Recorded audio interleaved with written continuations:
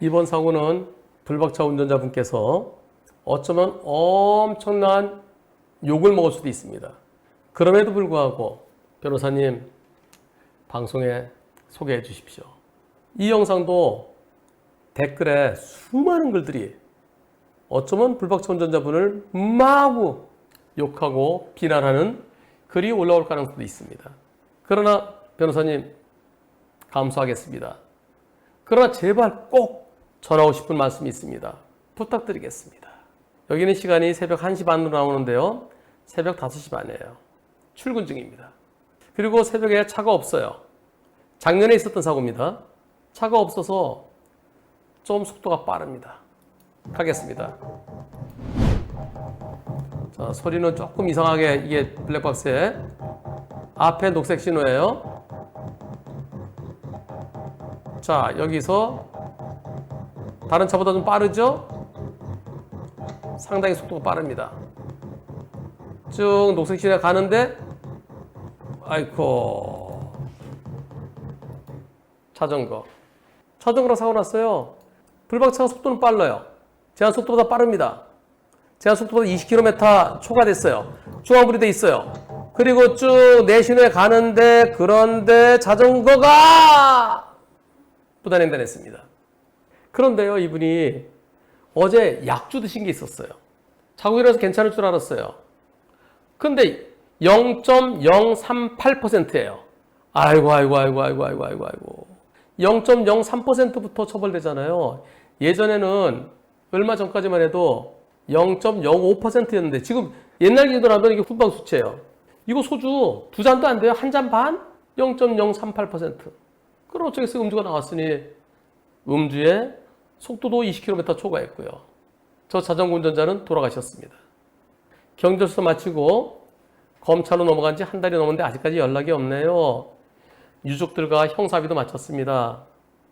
또 탄원서까지 써주셨어요.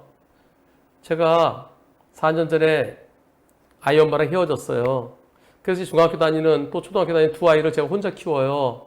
유가족분들께서 그런 부분 참 안 됐다 선처해 주셨어요. 근데 제가 음주잖아요. 수치는 높지 않지만 실형 선고되면 두 아이가 떨어져서 지내야 되는데 저는 어떤 처벌을 받을까요? 이분은 구속되진 않았습니다. 자전거가 신호위반, 불박차는 속도가 빨랐고 음주 조금, 기준치 살짝 넘었어요. 어떤 처벌을 받을까요? 여러분들이 판사라면 여러분들은 어떤 처벌을 내리시겠습니까? 투표해 보겠습니다. 실형이 1% 있네요. 집행유예가 82%입니다. 벌금형이 15%입니다. 무죄 2%. 이분이 음주 때문에 운전자 보험도 안 나와요. 요즘 운전자 보험에서 요즘에 들은 거는 1억 원 나오잖아요. 1억 원. 그러면 운전자 보험에서 1억 나오면 편안하게 합의하고 그리고 1차적으로 음주만 없었으면 무죄 주장하고 안 되면은 설령 견해를 달리하신다 하더라도 저 새벽 시간에 갑자기 저렇게 부단횡단하는 자전거를 어떻게 피하겠습니까? 불박차가 제한속도를 지켰다 하더라도 여기서 쭉 가면서 내 신호에 만약에 정상 신호 지켰다 하더라도 여기 잠깐만요. 제한속도가 작년이니까 이 정도 되면은 뭐 한 60 정도 되지 않겠어요? 왕복 6차로 돌으니까 여기에서 저 자전거 지금 보인다 치면은 저 피할 수 있나요? 한 2초, 3초? 불박차가 빠르기 때문에 한 1.5초인데요. 만약에 제한속도 60이라 그러면 60을 지켜서도 피하기가 매우 어려운 상황이죠. 그런데 음주 때문에 0.038% 기준치를 살짝 넘겼기 때문에 그래서 운전자 보험에서는 지원이 안 됩니다. 윤창호법은 아니에요. 윤창호법은 음주만 한치돼서 정신없는 정상적인 운전을 할 수 없는 경우로 말합니다. 음주만 아니었으면 무죄 주장도 해볼 수도 있는. 물론 여기 밑에 여기 저 횡단보도 비전 불빛도 있으니까 속도 지켜서 앞을 잘 보면서 갔으면 피할 수도 있었어야지. 그러면서 유죄가 될 수도 있어요. 그러나 음주 0.038% 그리고 과속 그렇더라도 잘못해서 자전거가 더 많이 잡은 것으로 그렇게 보여집니다. 결국 본인 돈으로 형사비 하셨고요. 그리고 엄청 초기에 형사비 했어요. 근데 저한테 계속 변호사님 저 실형 선고되면 우리 애들 엄마도 없고 아빠도 없고 어떻게 해요? 아, 걱정하지 마세요. 형사합의 됐기 때문에 괜찮습니다. 걱정하지 마세요.